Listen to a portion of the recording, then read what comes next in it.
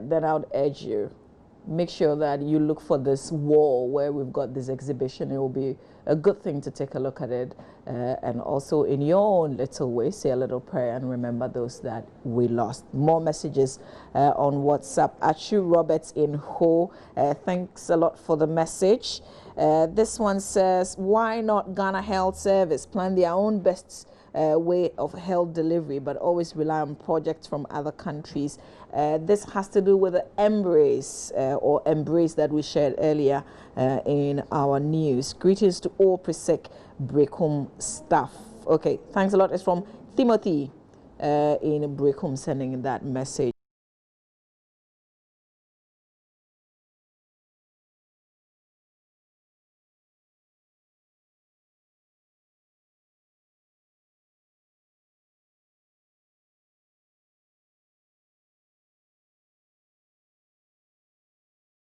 To AM Talk, and the Honorable Adam Motawakilo is a member of Parliament for Damongo constituency. He sits on a couple of committees in Parliament. There are some issues in the papers that are run by him this morning. Famously, I think the Energy Committee. Good morning, sir. Thanks for your time. Good morning. I've got some members of your constituency who are also watching the show.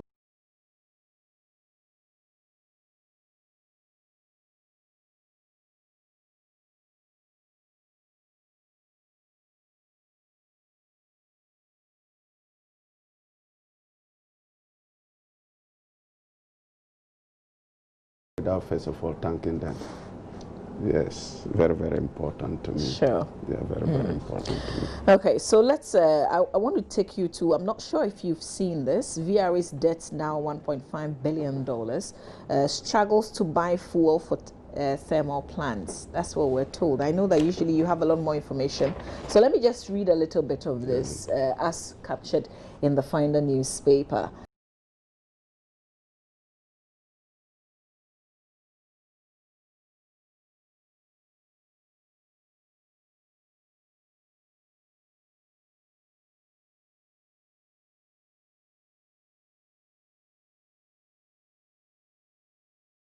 Gas invoices, $530 million. Short-term facilities, $33.68 million. Medium term, it goes on and on and on. And it says that the cuts in crude oil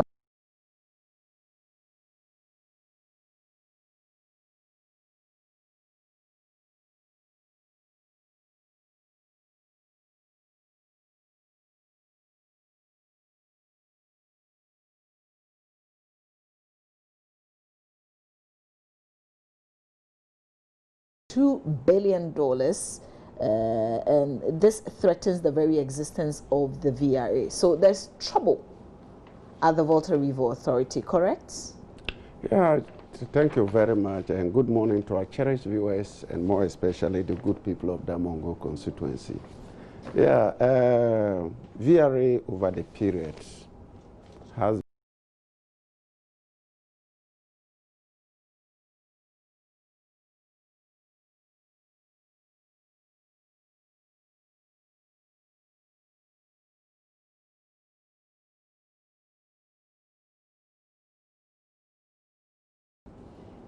we used to have more of hydro, and that is the cheapest source of electricity that we can get, hydro. But over the period, it has become very clear that because of climatical conditions, hydro is no more reliable. And as such, it has declined over the period from where it used to be 100% in the 80s to over 50% in the 90s and 2000 and between 2000 and 2008. Currently, it's at 33%. That means that we have to now shift to thermal. And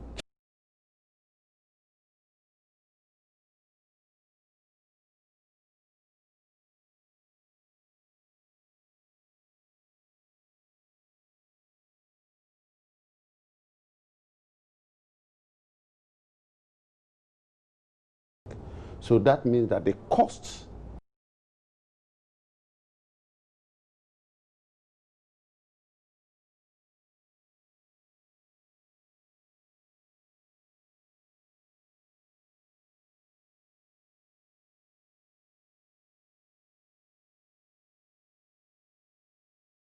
some of these debts. So it's a fact. And once they buy the fuel and generate electricity and they don't get a return what they have generated, then definitely they won't be able to pay the letter of credit that they had raised, and therefore it becomes a debt. So it is very true. What are we doing about it? Because for a lot of us, when we hear debts, we're thinking doomsday.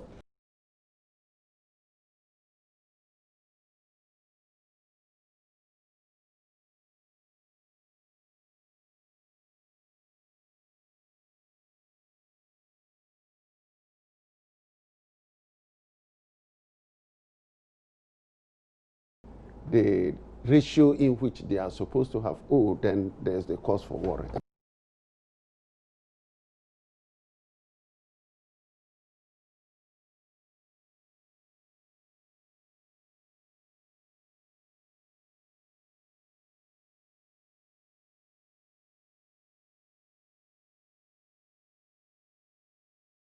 An escrow account whereby certain money to defray certain pay, make sure that certain plans or institutions that generates are paid.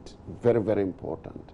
Because at the end of the day, if VRA generates and ECG is not able to pay, then it becomes a problem. But we know that the MMDAs, I mean, government agencies are owing ECG so much. As at last year, it was about 700 million Ghana cedis. And they had a plan of payment. Mm-hmm. And ECG had told us government has been fulfilling its part of the bargain.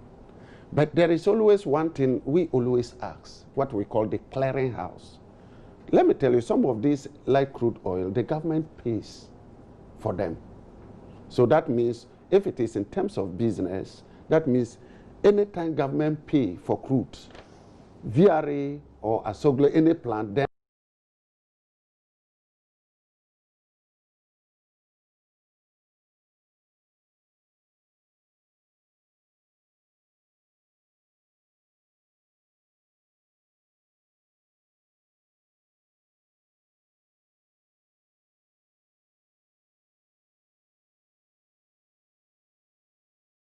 we need to settle. And we've always, as a committee, invited that we need to sit down and look so that we net out the effect of the debt and know actually how much government owes. But I know government has been committed to settling all the debt. And that is why most of the MMDAs... committed doesn't mean you're actually doing... No, that is why the MMDAs have been prepaid.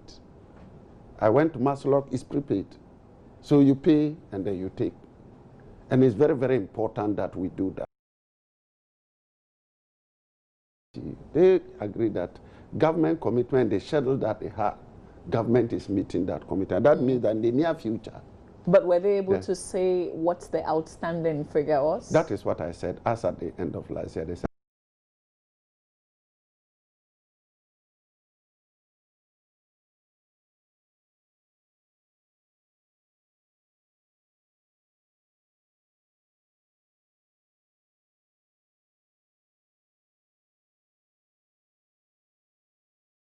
plan. What ECG said is government has been meeting its commitment as arranged. So that means that in the near future, we expect that that will be cleared. And once they are now converted to prepaid, then you pay before you use. And that is the best way to go. But am I also getting the understanding that even though there's a payment plan and we're paying, we will also continue to owe? That is what I'm saying, that they are being converted to prepaid. All the agencies? As at, not all. I have to be very frank, not all. But most of them have been connected to prepaid. And there's ongoing program to ensure that all government agencies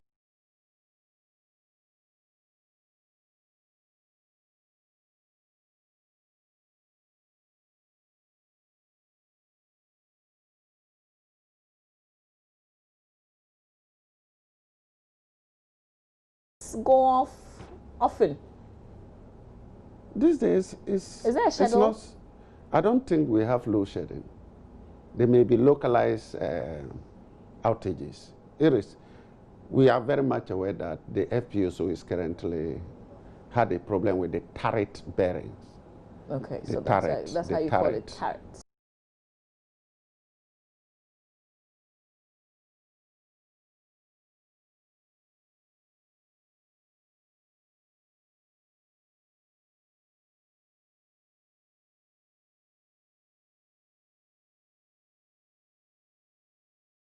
They say where all the pipes connects. Okay.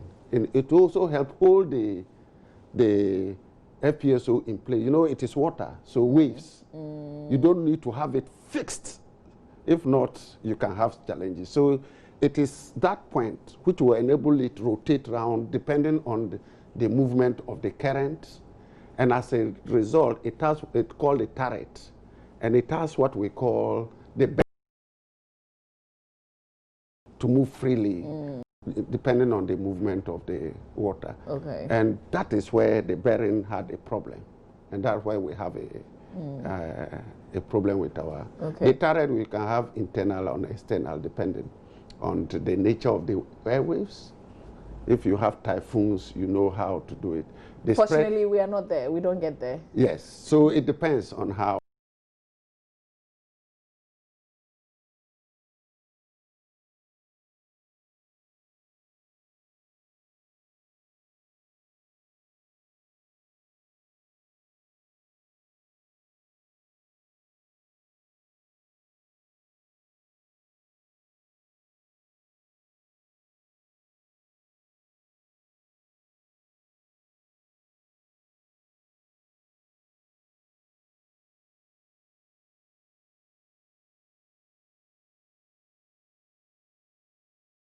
The lifespan is 25 before you start having problems. And this is the first of its kind in the world. So they are coming out with various ways of taking care of it. And it goes with cost. It goes with cost. Do we have the money to fix it? Yeah, the partners may have. But the fact of the matter is that it will boil down to our cost of production. So at the end of the day, it will be deducted as a cost. So it can be fixed, but it will take a little while. But you know, there are also talks to reduce the electricity tariffs somehow. Yeah, the electricity tariffs, we are currently investigating it as Parliament. I know the President had set up a committee to look at it. And today we'll be meeting ECG on that. As in the Parliamentary Select Committee on Energy is meeting the electricity. Yeah, we met them last week, and we're going for the second round this week. And PURC had raised certain critical issues that are very important. The first one is the software. You know, they had a new software just late last year. And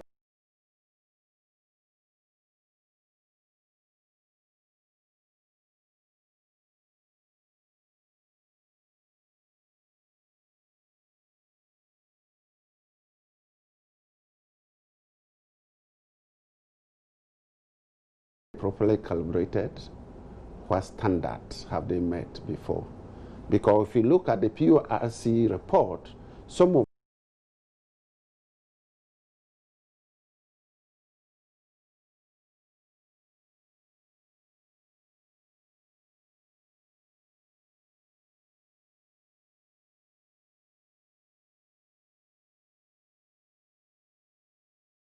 one of the rules of Parliament, apart from passing laws, is oversight responsibility. So we have an oversight responsibility, and therefore we are executing our role. I'm just wondering what the difference that would make, because once you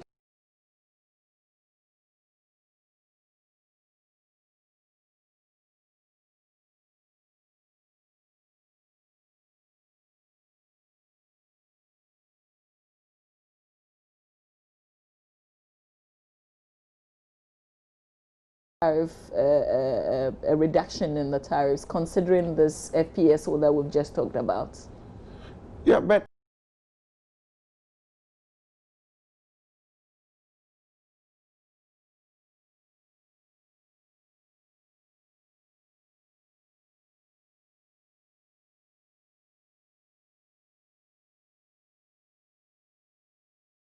1,000 units. A household is unrealistic. So it is clear that they have some difficulties. There are other details that when we finish with our meeting them and finding out much more, I think we'll be able to come out clearly. Now we are still in the process. And today we are meeting ECG, PURC, Energy Commission, and Public Utilities Workers Union.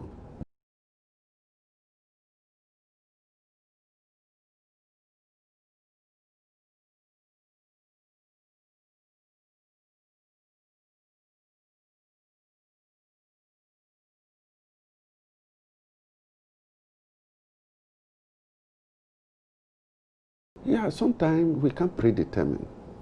We met them once, we are meeting them again.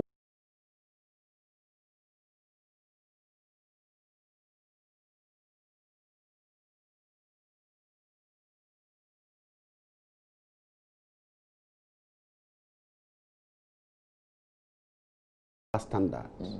So we need to know where they were procured, what are the processes it has gone through to get to the final consumer. It's very, very critical. Okay. Yes. All right. Thanks a lot for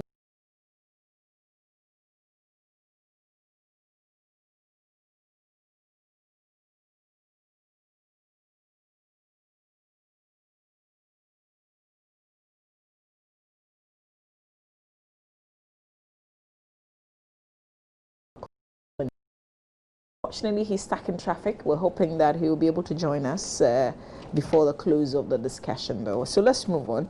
There's this issue of the opposition NPP accusing the police administration of a cover-up in the investigations into the discovery of arms.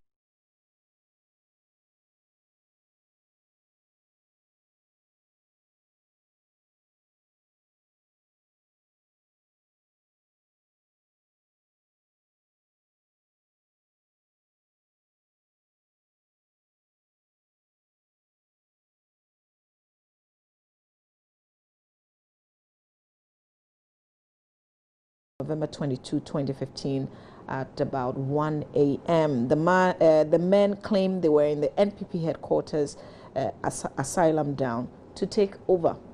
Simply take over. According to reports, the retired soldiers, who numbered up to 50 men, locked the security men on duty. They locked them up at the party's headquarters. They were later rounded up by the police whilst the rest fled.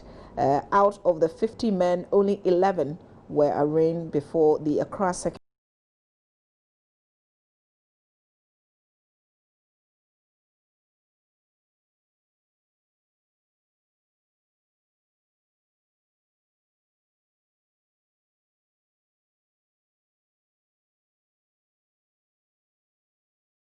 The party's security personnel, the invisible forces. Speaking to Joy News's Joseph Opoku Gapo, the former member of parliament for Kaikwe South, said investigation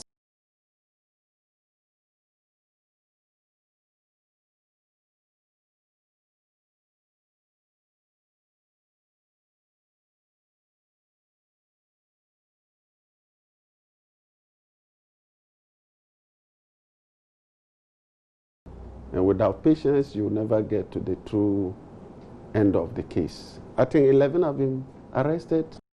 They are facing prosecution.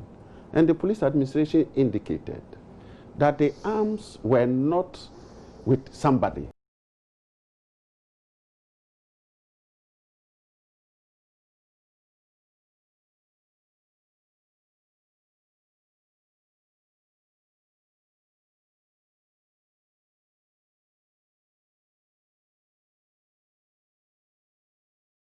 Didn't link them to any of the shops where they sell arms. So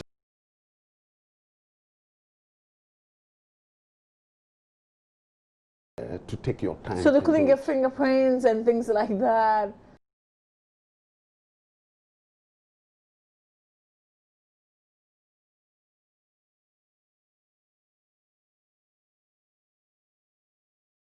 And do a lot. I'm sure that they would have carried it out, but it is not where they will come and then announce to the whole world. they have arrested these people, and I think that they are doing the due process to make sure they get to the real culprits. So the MPP should give them some time and monitor the situation, but not rushing them. I think there are other critical issues that had happened within the MPP, and I thought there would have been more putting pressure on that. But this is also critical. If today arms are found at the NDC's headquarters, for instance, that will be worrying. You want to get to the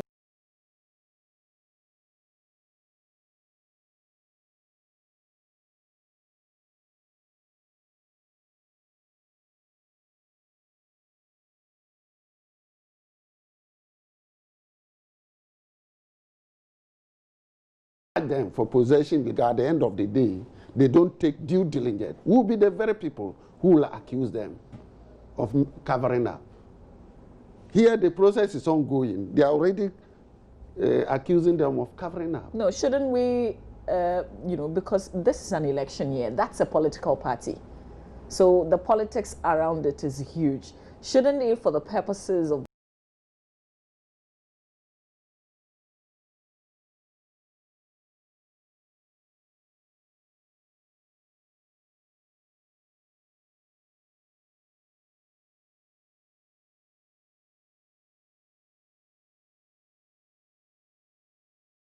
police service is important.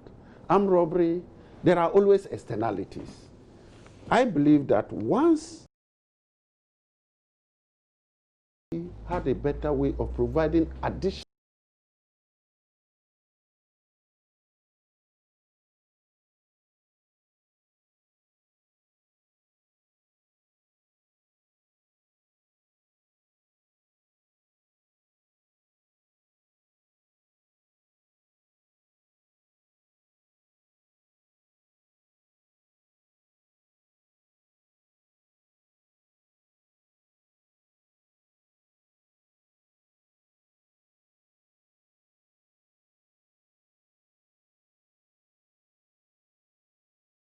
this, if the situation was the other way? The point would have been NDC would have provided further and better particulars.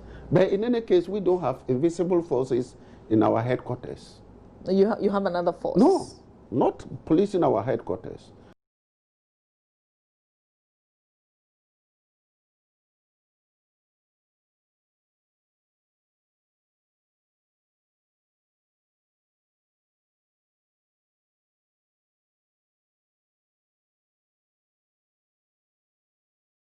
Forces. Which organization own invisible forces? So you have which organization?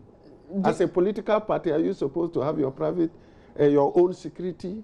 But the NDC doesn't have same. We believe that the laws of the nation works. If we have a private, we'll go to an organization and have them to. So that's what you've done? Yes.